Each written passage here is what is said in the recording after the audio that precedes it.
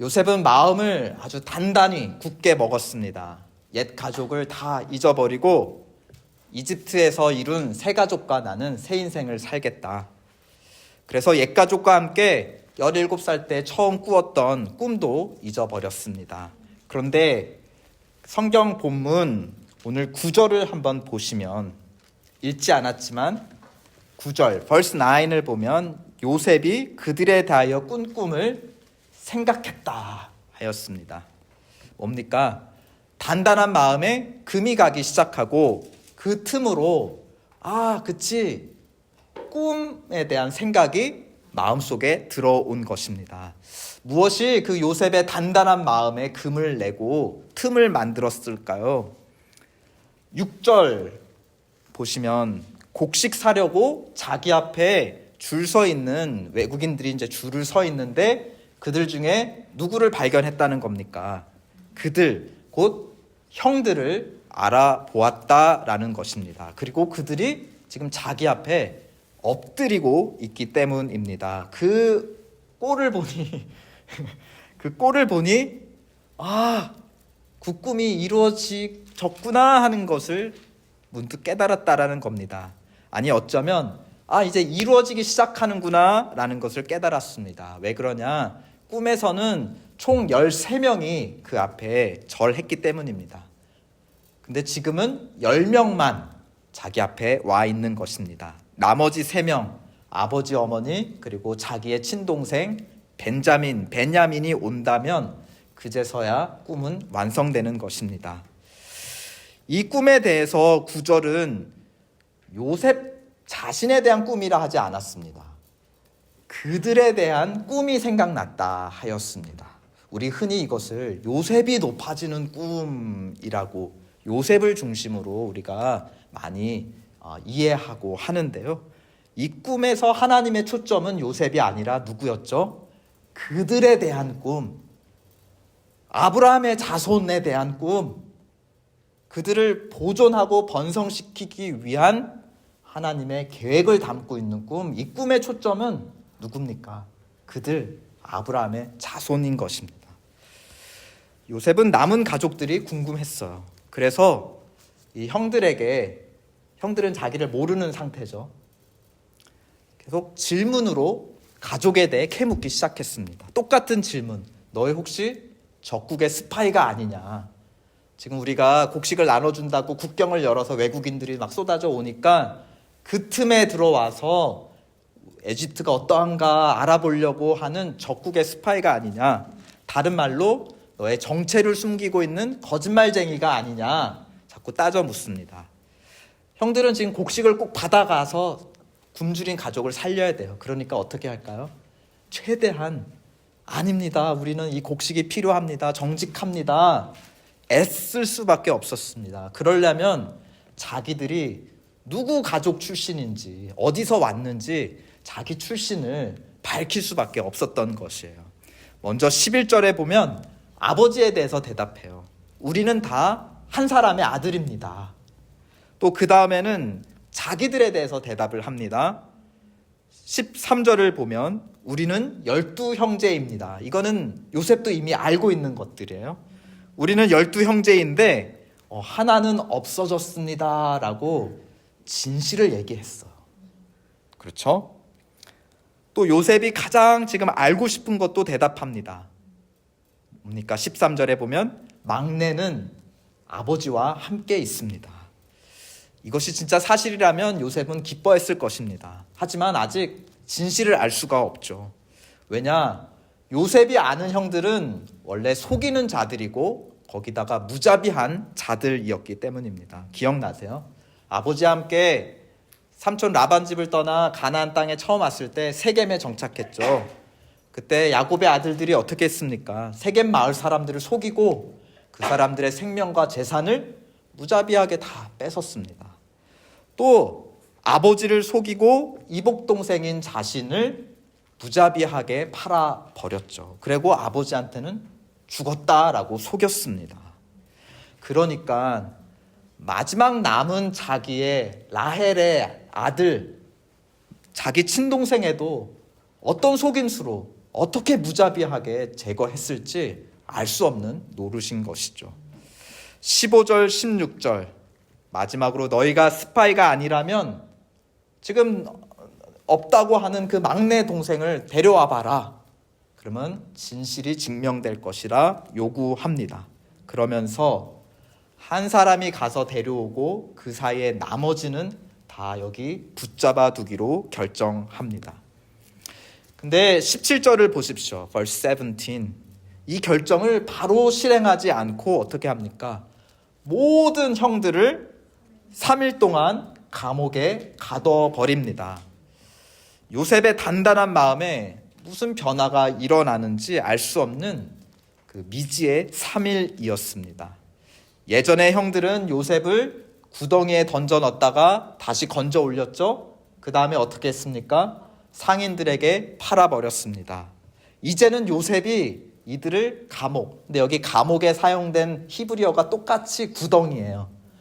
요셉도 형들을 똑같이 3일 동안 구덩이에 던져 넣었다가 3일 후에 건져 올렸어. 이제 어떻게 할까요? 똑같이 노예로 그냥 팔아버릴까요? 복수할까요? 똑같이 갚아줄까요?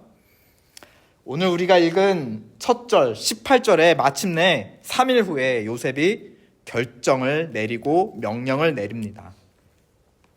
막내 동생을 데려오라는 요구는 똑같습니다. 뭐가 바뀌었을까요? 동생을 데리러 가는 사람의 숫자와 남아 있어야 되는 사람의 숫자가 어떻게 됐나요? 다 뒤바뀌었습니다. 한 사람이 가는 게 아니라 모두 가고 모두 남는 것이 아니라 한 사람만 남게 했습니다. 왜 그렇게 결정을 바꿨는지를 19절이 우리에게 밝혀주는데 한번 읽어보실까요? 19절 다 함께 시작. 너희가 확실한 자들이면 너의 형제 중 한 사람만 그 옥에 갇히게 하고 너희는 곡식을 가지고 가서 너희 집안의 굶주림을 구하라. 한 사람만 가면 식량을 많이 못 가져가요.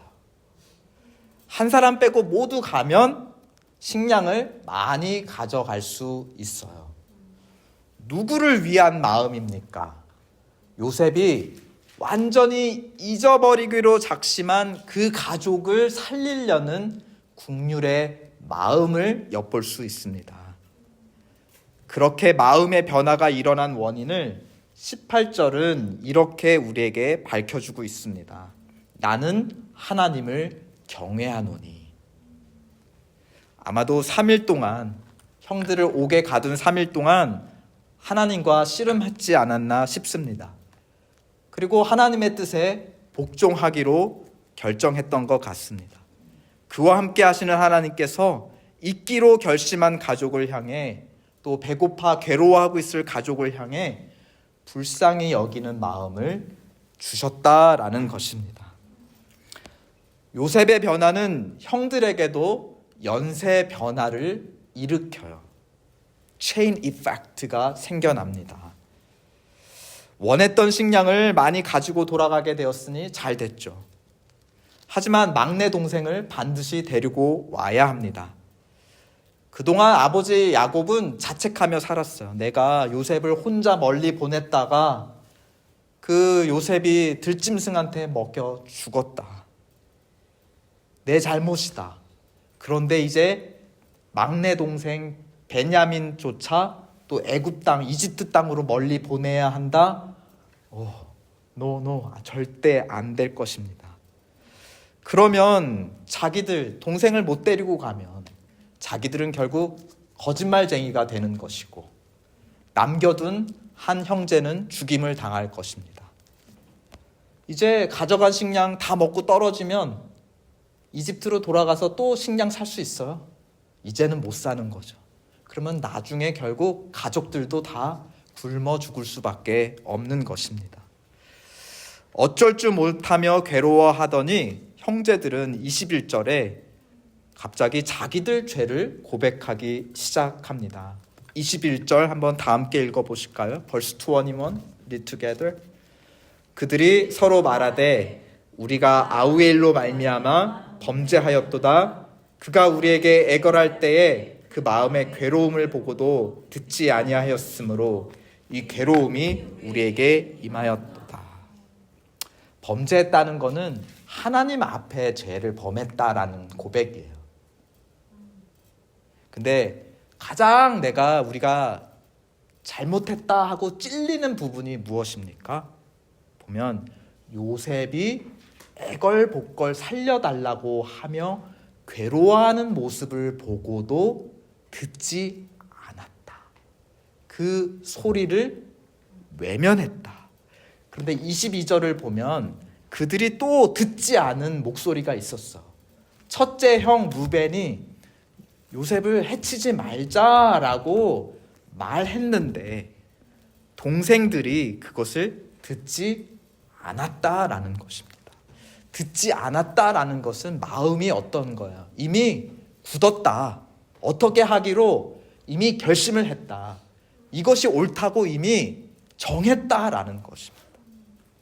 그런데 23절에 보면 요셉은 이집트 사람인 척 통역관, 인터프리터를 사이에 두고 이집트어로 대화를 했어요. 그러면서 형들이 자기 죄를 고백하는 모습을 어떻게 했습니까? 다 들었다. 듣지 않았다. 요셉은 들었다. 들었다 무슨 뜻이에요? 마음이 굳었던 마음이 열렸다라는 것입니다. 첫째 형 루벤이 자기를 살리려고 노력했다는 것을 처음으로 들었다. 형들이 후회하며 괴로워하는 소리를 처음으로 들었다. 굳은 마음이 깨졌다. 그리고 그 깨진 마음 사이로 흘러내린 건 24절 뜨거운 눈물이었습니다. 그가 떠나서 울고 돌아왔다. 지금까지 우리는 요셉이 많은 고난을 겪은 거를 계속 살펴봤어요. 그렇죠? 그런데 그 고난을 당하면서 그가 울었다라는 기록이 있었나요? 한 번도 없었어요. 그런데 지금 요셉이 처음으로 눈물을 흘리며 운 때는 언제입니까? 형들의 마음이 깨어질 때, 그 소리를 들었을 때, 그 소리를 듣고 자기의 마음도 깨어지니까 그 깨어진 사이로 울음이 터져 나왔다라는 것입니다. 25절을 보시면 그렇게 해서 돌아가는 형들 그릇에 곡물을 아주 가득 채워주었다 하였습니다. 뿐만 아니라 곡물값으로 형들이 낸 돈도 몰래 돌려주었다.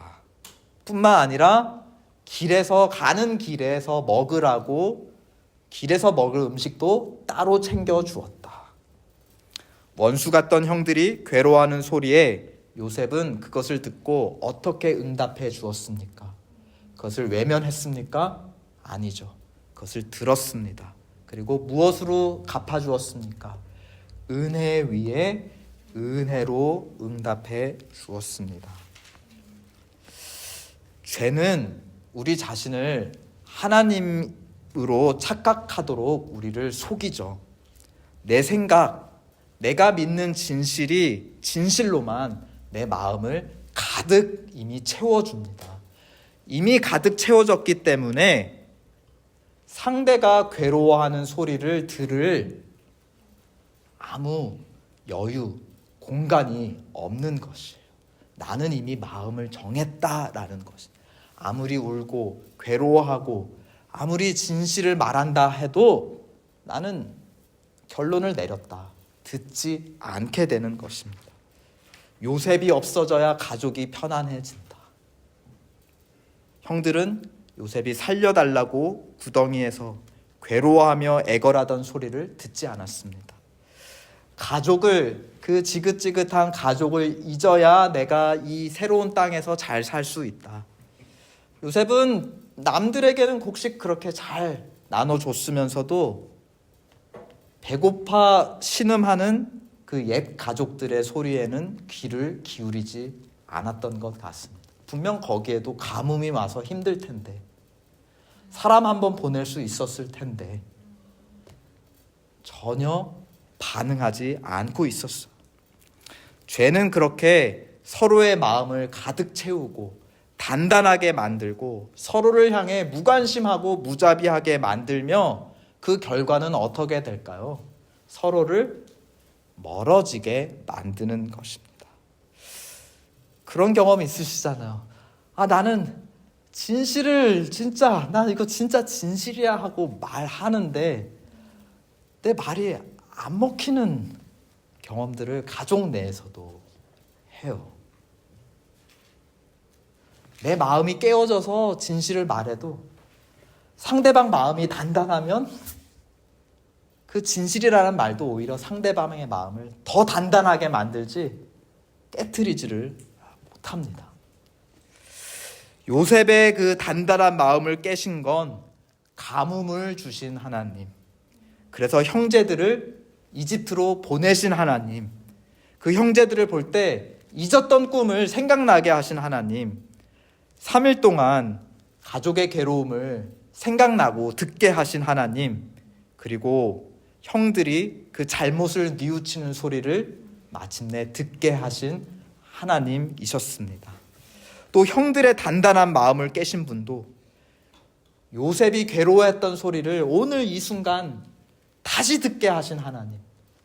그때는 우리가 좀 미쳐서 요셉을 진짜 없애야겠다는 생각에 우리가 미쳐서 그 소리를 못 들었는데 지금 그 소리가 17년을 지나 이들의 귓가에 다시 들리는 것은 하나님께서 이들의 마음을 깨트리셨기 때문이었습니다. 깨어진 마음 사이로 형들에게서는 자기 죄에 대한 회개가 흘러나오고 깨어진 마음 사이로 요셉에게서는 자기의 원수들을 향한 은혜 위에 은혜가 흘러나왔습니다. 이렇게 회개와 은혜가 만나 섞이는 자리에 깨어진 가족이 이제 회복되기 시작합니다. 이제 아버지와 어머니, 또 막내 동생 베냐민, 또 이들 모두의 자식들이 다 이집트로 와서 요셉 앞에 절한다면 마침내 하나님의 꿈이 완성되는 것입니다. 하나님의 꿈은 요셉이 높아지는 것에 초점이 있는 것이 아니었습니다. 무엇에 대한 꿈이었다고 했죠? 그들에 대한 꿈. 요셉을 통해 깨어진 가족을 회복시키시고 굶주린 가족을 살리시며 몇 안 되는 가족을 큰 민족으로 번성시키려고 하는 아브라함의 자손에 대한 꿈이었다는 것입니다. 이제 요셉은 그 꿈의 의미를 듣기 시작했어요. 원래는 내가 이렇게 높아집니다. 모두 다 나한테 절하실 거예요. 자기가 높아지는 꿈으로 잘못 들었다면 이제 17년 지난 후에 13년이 지나서 이때에는 그들에 대한 꿈, 아브라함의 자손에 대한 꿈으로 바르게 듣기 시작했다는 것입니다. 하나님은 우리에게 서로의 마음을 깨트려 주십니다. 그리고 서로의 소리를 듣게 하시는 줄 믿습니다.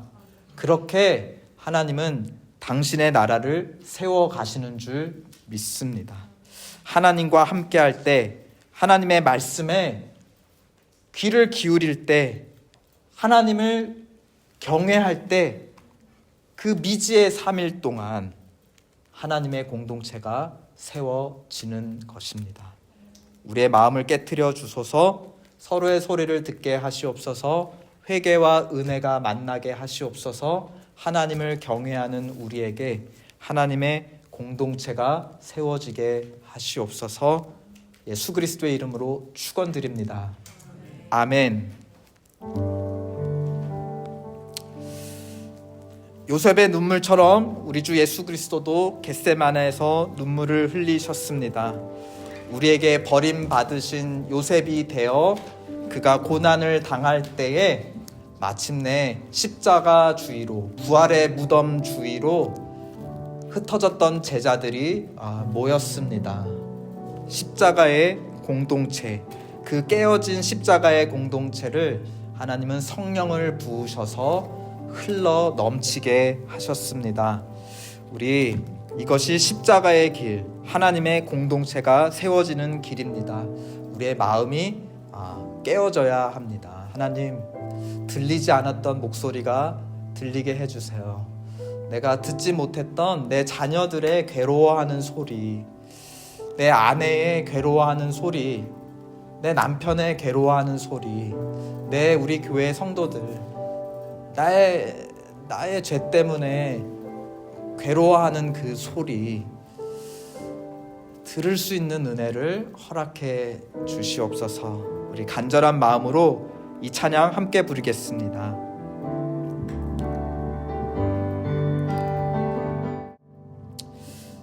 십자가 앞에서 제자들의 마음 깨어졌습니다.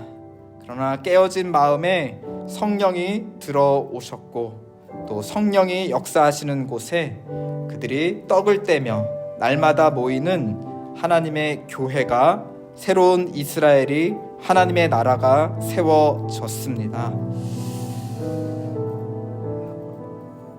우리에게 다 신념이 있습니다. 이거는 정말 절대 옳다 하는 그 신념조차 하나님은 십자가를 통해 그 제자들을 깨뜨리셨습니다. 우리에게도 깨어지는 역사가 있게 하시고 또 서로의 목소리, 안 들리던 목소리가 들리는 변화가 시작되게 하여 주시고 서로의 목소리를 듣는 곳에 하나님의 공동체, 이 가정에, 이 교회에, 또 우리 직장에, 우리가 아는 친구들 사이에 하나님의 나라가 세워지게 도와주시옵소서. 우리 함께 기도하겠습니다.